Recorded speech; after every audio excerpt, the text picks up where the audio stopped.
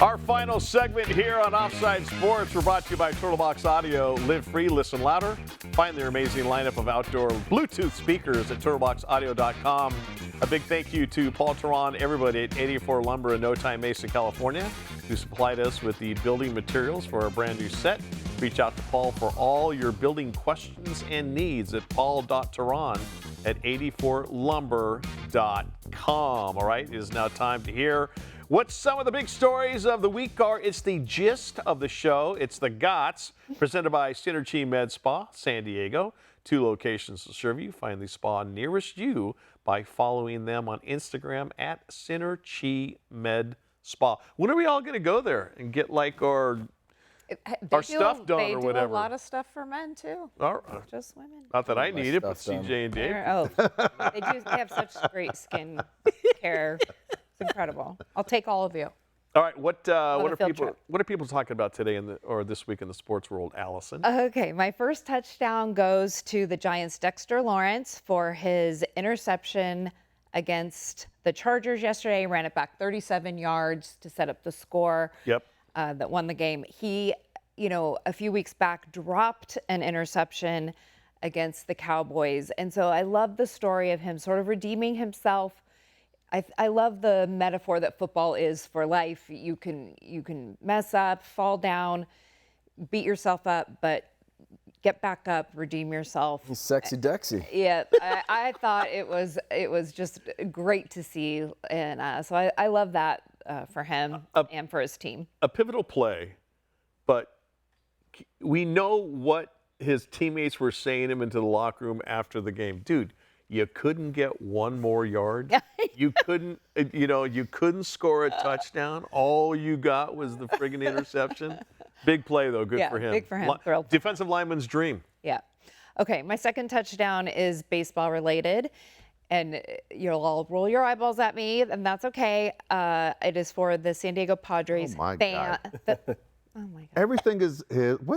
Here's the deal. The Chargers story was because the Chargers hurt her feelings and left San Diego. So anything.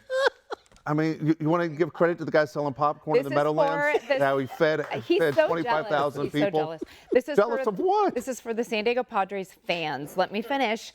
This year they sold out 73 of 82 home games. They put over 3.4 million people through the turnstiles. Rabid fans. Beautiful graphic. Okay, listen. Where's the Dodger one for over 4 million? Padres, come on now. You have me so flustered. People outside San Diego, what they do not realize is that when the Chargers left this city, it caused a lot of heartbreak. It really did. And the Padres organization jumped on that opportunity to bring more fans in, get excited about this team, create a roster that is meaningful.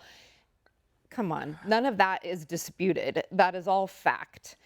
And so they turned Petco Park into an entire experience, not just a boring baseball game. Is she still talking about the Padres? Anyway, my touchdown goes to the San Diego Padres fans for bringing it game after game after game, selling out, acting. You even hear players from other teams saying how cool it is to play there. I totally agree.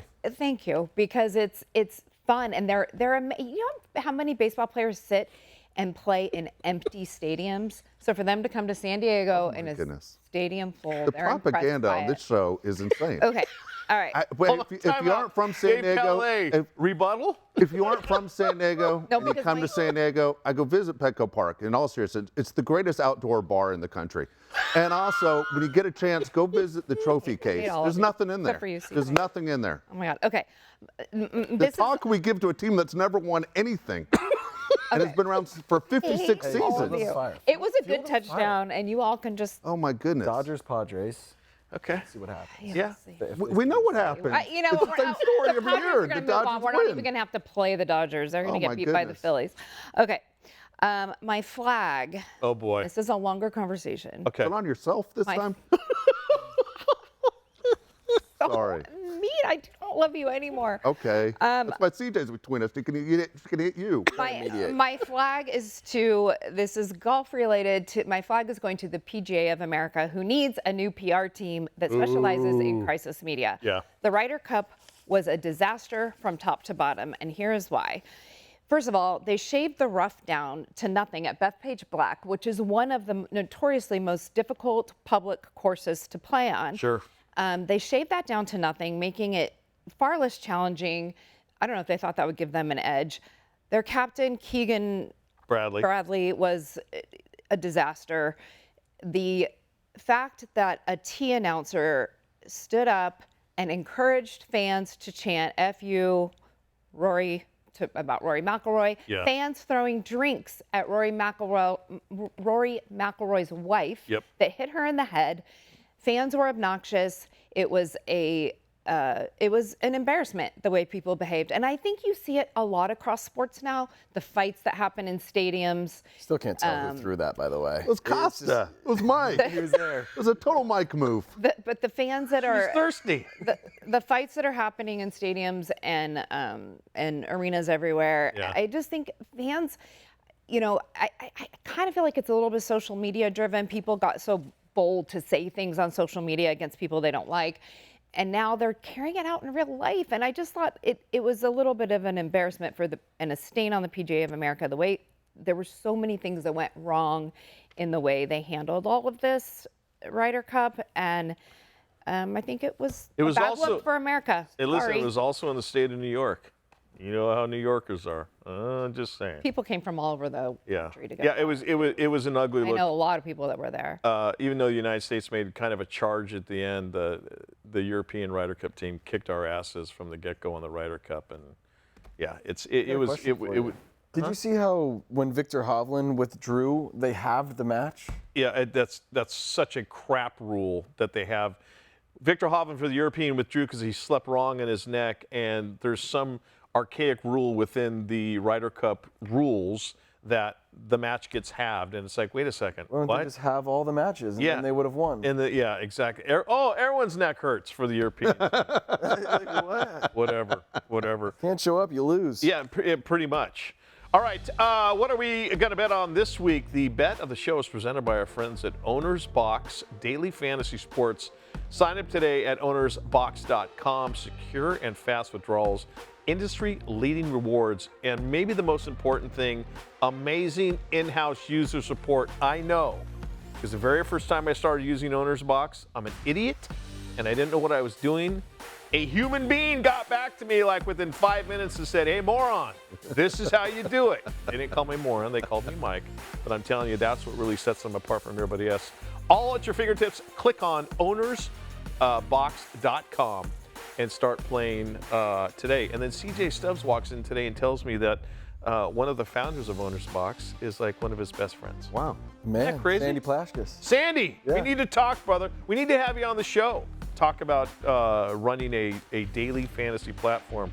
Okay, there are the standings from last week. Allison won, Dave won. This is the first time that CJ will be playing. That's why he is 0-0 and 0. But Allison, since you won a game, you are now at plus 6 points. Who are you taking in what Monday Night Football game tonight?